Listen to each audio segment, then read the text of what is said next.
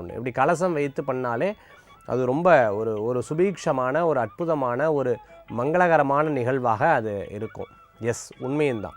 கும்பத்துக்கு வந்து ஆகர்ஷண சக்தி ரொம்ப ஜாஸ்தி.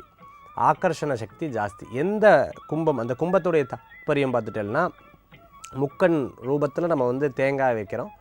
அடுத்தது பார்த்திங்கன்னா அந்த கலசத்தில் நூல் கட்டியிருப்போம். அதெல்லாம் உடம்புல ஓடக்கூடிய நரம்புகள் போன்று, உள்ளே இருக்கக்கூடிய ஜலம் வந்து பார்த்துட்டேன்னா நம்மளுடைய ரத்தம் போன்று, அப்படி சிக்கை, அந்த குடுமி வந்து தேங்காயினுடைய குடுமி வந்து சிக்கை போன்று, அந்த கலசத்தினுடைய வடிவம் தெய்வ உருவம், அதற்கு மேலே தெய்வத்தினுடைய முகத்தை பொருத்தி கை கால் அஸ்திரங்கள்லாம் கட்டி கோயில்களில் விசேஷமாக கலசத்தை கொண்டாடுவார். இந்த கலசத்தில் எந்தெந்த வகையில் நம்ம வச்சுருக்கோம், கணபதி ஹோமத்துக்கு, புண்ணியாவாஜனத்துக்கு, இப்படி இந்த கலசத்தை பயன்படுத்துகிற வழக்கங்கள். கோயிலில் உற்சவங்கள் நடக்கும், சித்திரை திருவிழா, மாரியம்மன் கோயில் நடக்கும், அந்த கலசத்தை கொண்டு வந்த வழக்கங்கள். அதுமாதிரி பால் குடம்னு சொல்லுவாங்க. அந்த மாதிரி அந்த கலசத்தை கொண்டு வந்து சுவாமிக்கு